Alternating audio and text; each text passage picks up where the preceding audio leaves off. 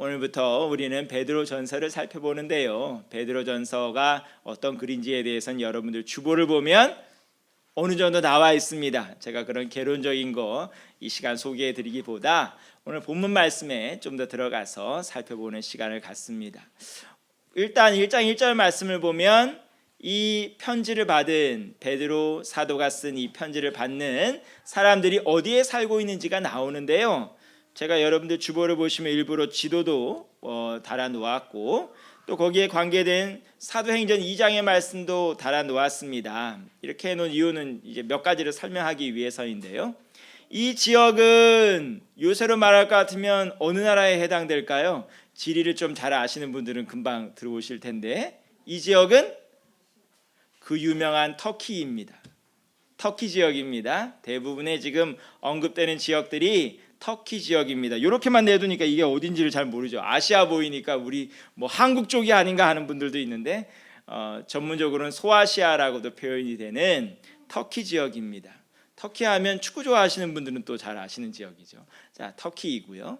그런데 이 지역은 어떤 특색이 있냐 하면 사도 바울이 3차에 걸쳐서 선교 여행을 했다 그러잖아요. 사도 바울이 거쳐간 지역들하고 조금 겹치는 지역이 있긴 한데 사도 바울은 주로 바다 쪽, 해안가 쪽으로 많이 다녔고요. 이 터키 쪽, 위쪽 내륙 쪽으로는 잘 다니질 않았어요. 그래서 사도 바울이 지나간 지역도 아니고요. 그렇다고 오늘 편지를 쓴 사도 베드로가 갔을 가능성도 별로 없어요. 그러면 대체 이 지역은, 터키 지역은 누가 복음을 전한 걸까요? 장황하게 설명드린 이유가 있겠죠. 사도 베드로도 아니고 사도 바울도 아니고 그럼 대체 이 지역은 누가 복음을 전했겠느냐 이 소리예요. 누가 전했을까요? 여러분들이 사도행전 2장을 보게 되면요, 오순절 역사가 일어났을 때 그때 당시에 모여들었던 사람들 상당수가 어디 지역 사람들이냐 하면 바로 이 지역 사람들입니다. 그래서 추측하기에는 바로 이 지역에 있었던 교회들, 성도들은 아마도 누군가가 가서 뭐 훌륭한 사도들이라든가 복음 전하는 자들이 따로 가서 복음을 전한 것이 아니라 예루살렘에서 일어났던 사도행전 2장에 나오는 오순절 역사를 보고 직접 체험하고 그 안에서 은혜 받았던 사람들이 대부흥회가 일어났죠, 그렇죠? 뭐 보니까 뭐 하루에도 3,000명, 5,000명씩 모이는 역사가 일어났는데 거기서 은혜 받은 사람들이 가서 자생적으로 믿음을 성장시키고 교회를 세우고 했던 지역이 아닐까 하는 그런 생각이 드는 지역입니다. 이런 믿음을 가진 분들은 특징이 있지요. 어떤 특징이 있을까요? 웬만해선 잘 흔들리지 않습니다. 자기가 스스로 선택하고 거기에 대해서 자긍심이 있고 확신이 있고 체험이 있는 분들이기 때문에 소위 말해서 주변 환경에 의해서 믿은 분들과는 좀 차원이 다릅니다. 이게 말의 어폐가 좀 있긴 있는데요. 흔히 말하는 모태신앙이라는 분들이 있죠. 모태신앙은 어떤 게 모태신앙이에요? 못하는 신앙이에요? 못하는 신앙이 아니고 어머니 뱃속에서부터 믿는 사람으로 나왔다 하는 소리인데요. 좀 말의 어폐가 있긴 있죠. 어떻게 나와서부터 믿겠어요, 그렇죠? 근데 이건 무슨 말을 하는 걸까요? 주변의 환경이 그렇다는 거예요.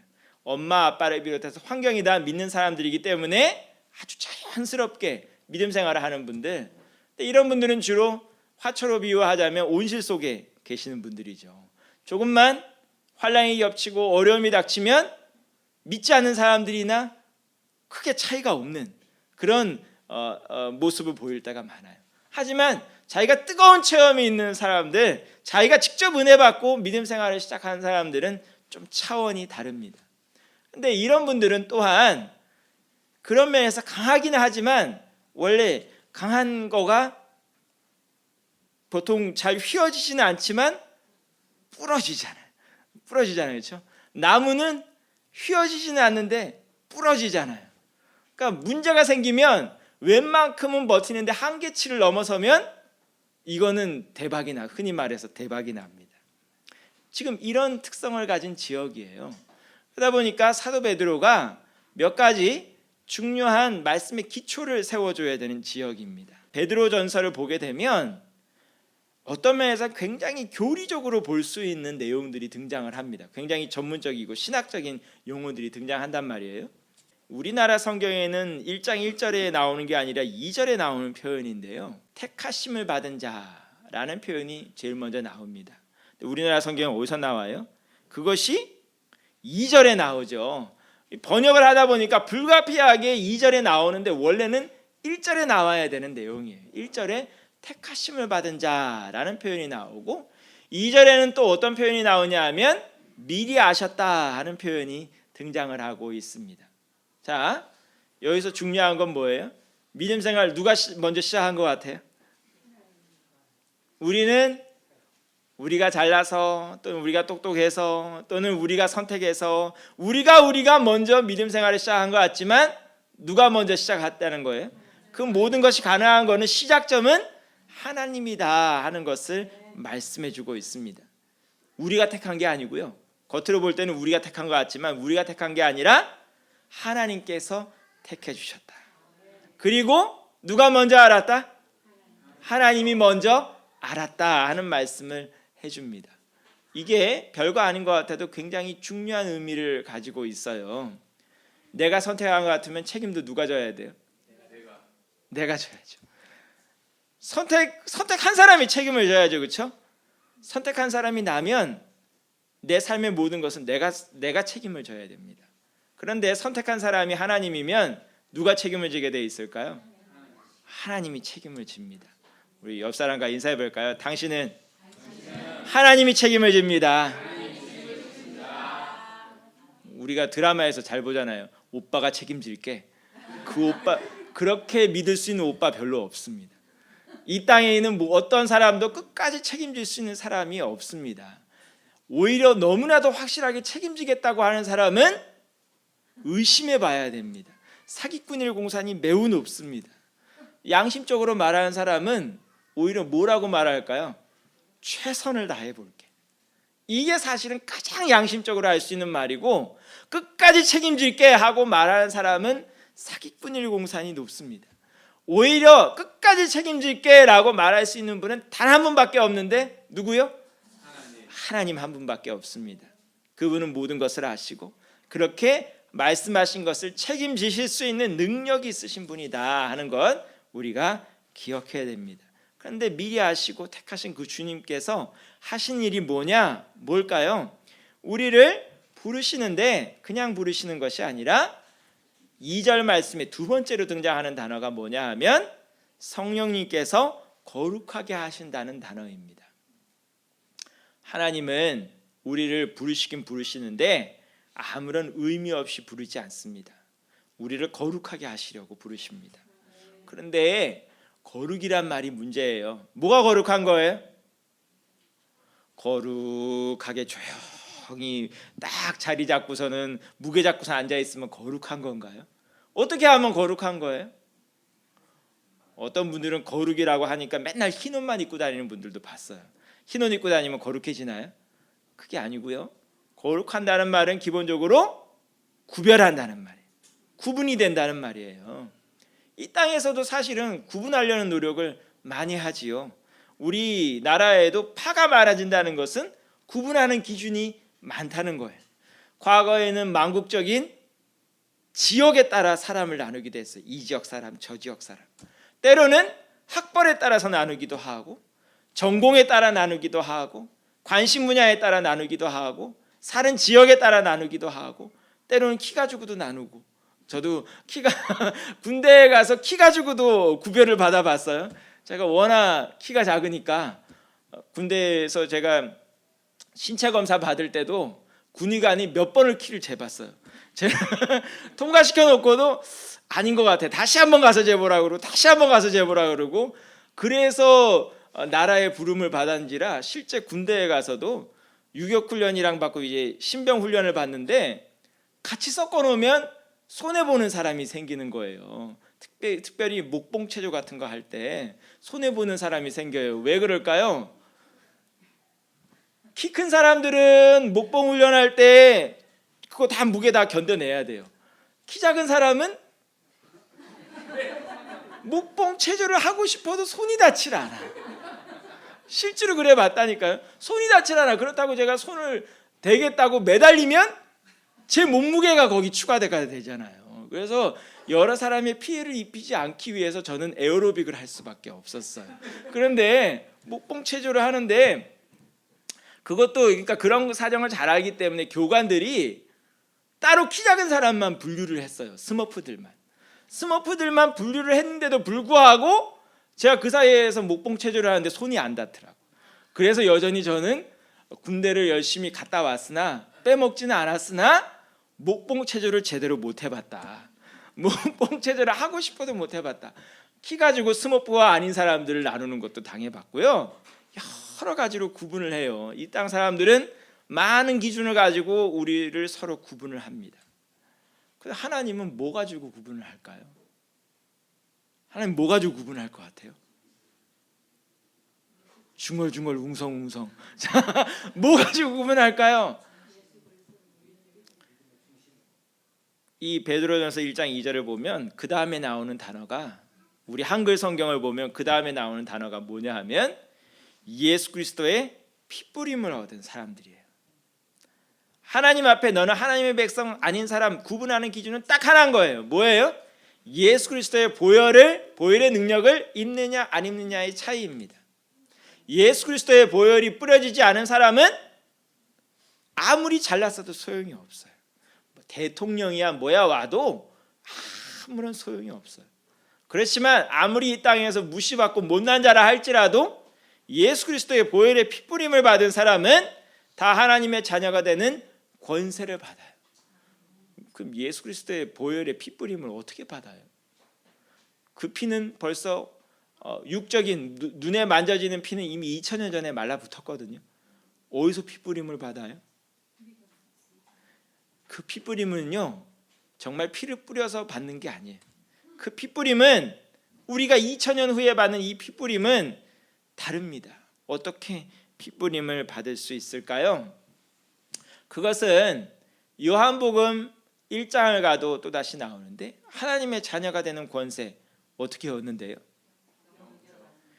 요한복음 1장 12절 말씀을 보면 영접하는 자, 곧 그 이름을 믿는 자들에게는 하나님의 자녀가 되는 권세를 주셨다라고도 표현을 하고 오늘 우리가 1장 3절을 보면 거듭난다는 표현도 나오는데 거듭나는 것이 바로 예수 그리스도의 보혈로 피뿌림을 받는 거예요. 그런데 거듭나는 거가 또 다른 문제예요. 그렇죠? 또다시 난단 말이에요. 이 질문을 놓고 요한복음 3장을 보면 고민하던 사람이 또 하나 있었어요. 누가 고민했을까요? 니고데모라는 사람도 고민을 했어요. 대체 또다시 나야 된다는 말이 무슨 말이야? 그래서 예수님께 던진 말이 있죠. 뭐라고 했을까요? 내가 어머니 뱃속에 다시 들어갔다 나와야 돼요? 그랬더니 예수님께서 하신 말씀 뭐라고 했을까요? 우리나라 성경에는 많이 순화돼서 나오지만 아마 실제로 나왔던 말은 이런 말씀이 아닐까 싶어요. 이 무식한 놈아, 네가 이스라엘의 선생이 돼서 아직도 그 의미를 모르느냐 하면서 물과 성령으로 나야 된다는 말씀을 하세요. 근데 오늘 베드로전서 우리가 읽는 1장에서는 그 거듭난다는 것을 어떻게 또 표현하느냐 하면 오늘 우리가 읽은 내용은 아닌데요. 1장 23절로 가면 이렇게 표현이 되고 있습니다. 여러분 말씀 한번 다 같이 볼까요? 너희가 거듭난 것은 썩어질 씨로 된 것이 아니요 썩지 아니할 씨로 된 것이니 살아있고 항상 있는 뭐로? 하나님의 말씀으로 되었느니라. 씨가 우리에게 새 생명을 주는데 그 씨가 어떤 씨냐? 하나님의 말씀이라고 얘기를 해요. 오늘도 예수 그리스도의 보혈의 능력을 힘입는 거, 거듭나는 거 뭐를 통해서 가능하냐? 뭘 통해서? 하나님의 말씀을 통해서 가능하다고 얘기를 해요. 자, 여기까지는 굉장히 교리적인 딱딱한 얘기였고요. 그 다음 얘기를 좀 더 해볼게요. 그러면 주의 말씀으로 거듭나고 새 생명을 얻고 주의 피뿌림을 받았다는 그럼 증거는 뭐냐?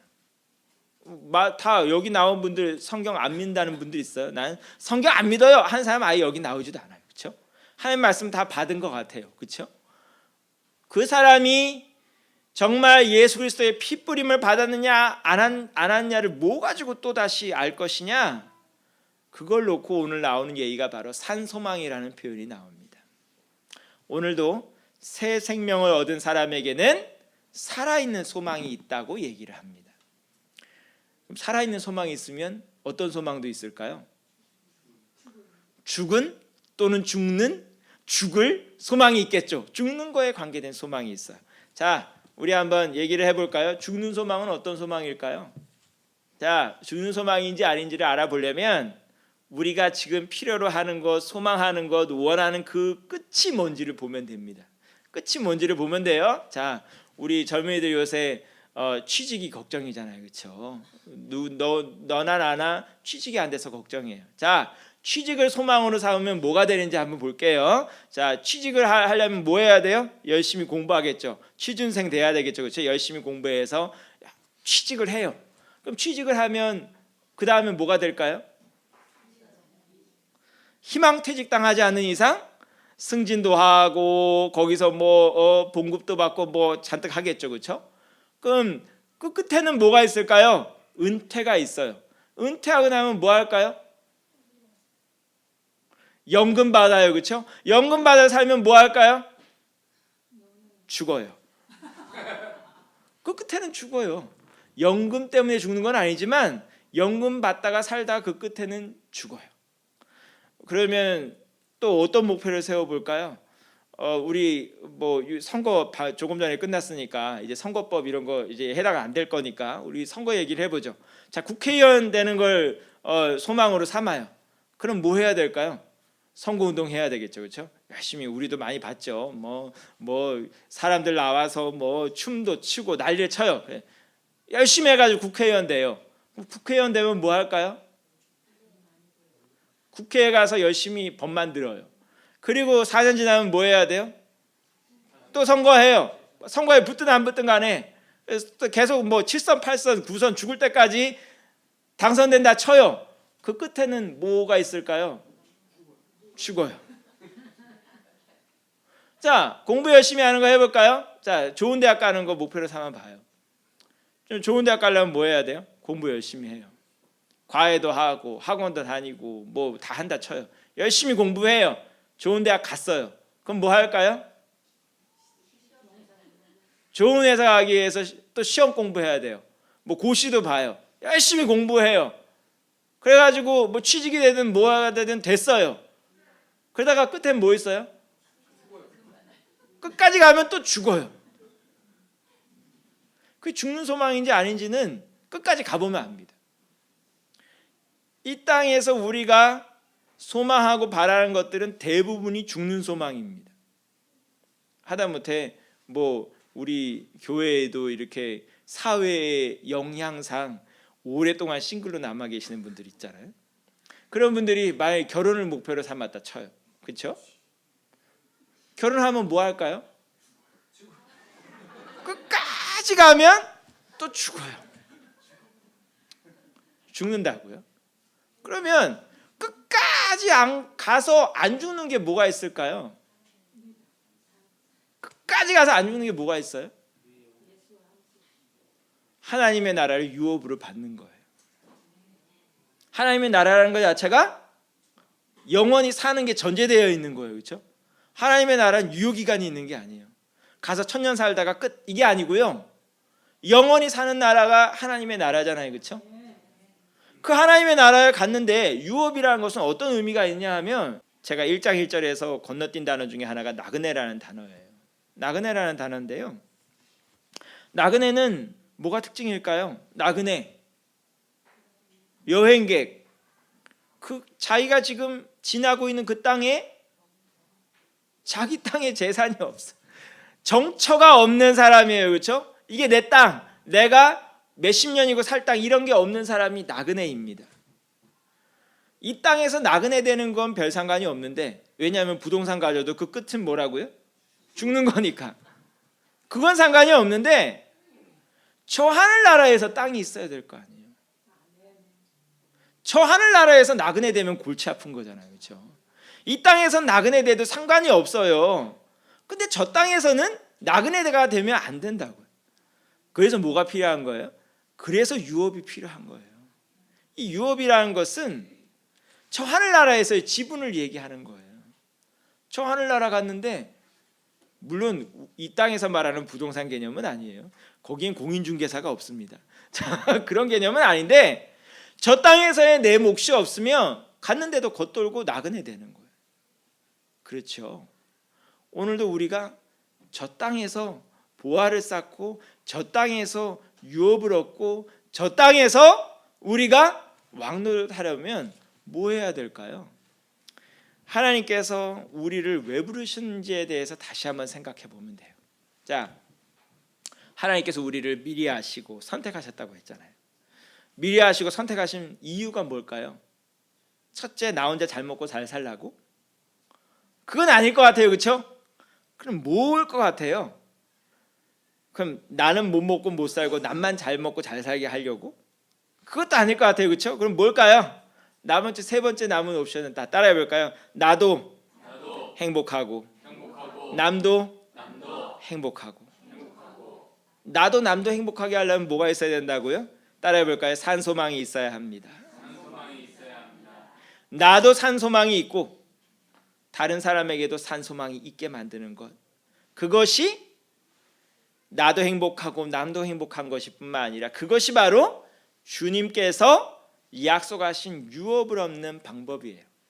복음서를 보게 되면 이런 말씀도 있어요. 너희가 이 땅에서 불의한 재물을 많이 모아가지고 그 불의한 재물로 뭘 하라고 했을까요? 친구를 사겨라. 이 친구는 어떤 친구일 것 같아요? 술 친구가 아니고 밥 친구도 아니고 놀러 다니는 친구도 아니고 이 친구가 하는 일이 뭐냐? 너희를 천국으로 인도할 친구예요. 근데 이 친구가 그럼 어떻게 천국으로 인도하느냐? 바로 복음을 나눈 친구가 우리를 주의 나라로 인도하는 거예요. 얘기가 복잡하지만 그게 무슨 소리냐 하면 주님 앞에 섰을 때 상급이 뭐가 있냐? 여러분, 주님 앞에 섰을 때 어떤 상급을 받을 것 같아요? 뭐 가지고 상급을 받을 것 같아요? 구원은 다 받는 거고, 그렇죠? 주 예수 그리스도의 이름으로 구원을 받는 거고 하나님 앞에 상급도 얻을 텐데 뭐 가지고 상급 얻을 것 같아요? 뭐 가지고 상급 얻을 것 같아요? 사도 바울이 고백한 것이 있어요. 자기가 복음을 전한 교회를 향해서 따라해 볼까요? 너희가 나의 상급이다. 얼마나 주의 복음을 전해서 새 생명 얻게 한 사람이 많은가? 그거 가지고 상급을 받는 거예요. 오늘도 주님 앞에서 내가 주 예수 그리스도의 복음을 전한 사람이 많은 사람이 주 앞에서 상급을 많이 받을 사람이에요. 그냥 단순히 그냥 뭐 헌금 많이 했다고 또는 뭐 여러 가지 헌신 많이 했다고, 물론 그것도 중요하지 않은 건 아니지만 영혼 구원하는 것보다 중요한 것은 없어요. 주님께서도 복음서에서 어떻게 얘기하느냐 하면 잃은 영혼 한 사람이 주님 앞에 나오면 얼마나 기뻐한다고 했을까요? 잔치가 벌어지는데 얼마나 큰 잔치가 벌어진다고 했을까요? 의인 99으로 잔치하는 것보다, 기뻐하는 것보다 더 기뻐하신다고 하셨어요. 그게 산술적으로 또는 의리로 봐서는 그러면 안 되는 거잖아요. 그렇죠? 의인 99명이 더 중요해야지 죄인 한 사람이 더 중요한 건 이상하잖아요. 그 얘기가 또다시 잃은 양 한 마리 얘기잖아요. 그렇죠? 양 99마리가 중요해요? 잃은 양 한 마리가 중요해요? 정상적으로 계산하는 사람이면 99마리를 지켜야 되는 거잖아요. 그런데 목자 되신 주님은 잃은 양 한 마리를 찾아 나서신다고요. 주님께서는 오늘도 잃은 양 한 마리를 너무나 귀하게 여기신 하나님. 왜 귀하게 여기실까요? 그 영혼도 하나님께서 창조하셨기 때문에. 제가 오늘 말씀 맺으면서 한 얘기만 더 하고 말씀을 맺겠습니다. 직접 본인이 만들었다는 게 얼마나 중요한 얘기냐 하는 얘기를 해드릴게요. 저희 이제 사무실을 가면요, 우리 그 어린 아이들이 작품들을 많이 만들어놨어요. 이렇게 블록을 가지고 별 희한한 작품들을 많이 만들어놨어요. 어른들 눈에 볼 때는 어떨까요? 피카소 작품처럼 보일까요? 아유, 짐덩어리예요. 치우지도 않고 발 디딜 틈이 없어요. 너무나도 복잡해. 그런데요, 그걸 만든 어린 신명들 하나하나에는 이게 너무나도 귀한 거예요. 그래서 우리 어른들이 가가지고 막 해체해야죠. 정리해야 돼. 해체를 하면 어떻게 되느냐? 난리가 나요. 울고 난리가 나요. 왜요? 내가 만든 건데. 하나님께서는 이 땅에 있는 모든 생명들 하나도 창조하지 않으신 것이 없습니다. 여러분들 못지않게 주님 복음 듣지 못하고 죽어가는 신명들도 다 하나님께서 만들어 놓으셨습니다. 아무리 악한 죄인일지라도 하나님께 너무나도 귀한 생명입니다. 그 얘기가 어디 나와 있을까요? 바로 요나서에 나와 있는 이야기예요. 니느웨 백성들 요나는 어떻게 했을까요? 죽어라 그러죠. 그냥 확 죽어버려라, 그냥 확 다 망해버려라 그러죠. 우리 일본에 지금 지진 난 거를 놓고도 인터넷 댓글 달리는 기사들 보니까 굉장히 살벌해요. 굉장히 살벌해. 뭐 후쿠시마 원전 터졌을 때만 하더라도 그렇게까지 안 갔는데 워낙 일본이 나쁜 짓을 많이 하다 보니까 요번에 댓글들 달리는 거 보니까 요번에 거기에 이렇게 도와주는 사람 이거 파견만 하면 가만 안 둔대요. 그러면서 일본에 대해서 아주 적대감점이 장난이 아니더라고요. 댓글 달리는 게. 우리 눈에 보기에는 확 망해버렸으면 좋겠는 일본일지라도 하나님 보시기엔 어때요? 너무나도 귀한 생명들. 요나가 그거 이해 못하고 하나님께 반항하니까 하나님께서 뭐라 그러세요? 내가 이 모든 생명들 다 창조하였고 여기는 앞뒤 구분도 못하고 너무나도 아무것도 모르고 죽어갈 생명들이 너무나도 많다. 이 생명들 내가 아끼는 것이 당연하지 않겠냐라는 말씀을 하신다고요. 오늘도 주님께서는 우리를 택하시는데 목표가 있다고 했습니다. 뭐라고요? 우리를 통해서 더 많은 생명들이 주 앞에 나오게 하려고. 교인수 누리는 거하고는 상관이 없는 얘기입니다. 우리 반성관교회 꼭 안 와도 돼요. 어디를 가든지 주의 복음을 듣고 신앙생활 잘 할 수 있는 자리면 됩니다. 오늘도 우리가 어디에 있든지 그래서 주의 복음을 전해야 돼요. 제 일터는요 여기서 멀리 떨어진 데라서 전도를 할 수 없어요. 그건 말이 안 되는 소리예요. 그게 아니고 뭐예요? 거기에서도 복음을 전하고 그곳에서 신앙생활을 할 수 있도록 만들어줘야죠. 오늘도 우리가 주 앞에 상급받는 신명들이 되기를 원합니다. 죽은 소망이 아니라 산 소망이 있기를 원합니다. 주님 앞에 섰을 때 저 천국을 유업으로 받을 수 있는 참 소망이 있는 산 소망이 있는 여러분들이 될 수 있기를 간절히 축원합니다. 옆에 분들과 한번 인사해 볼까요? 산 소망이 있기 원합니다. 산 소망이 있기를 원합니다. 기도하겠습니다.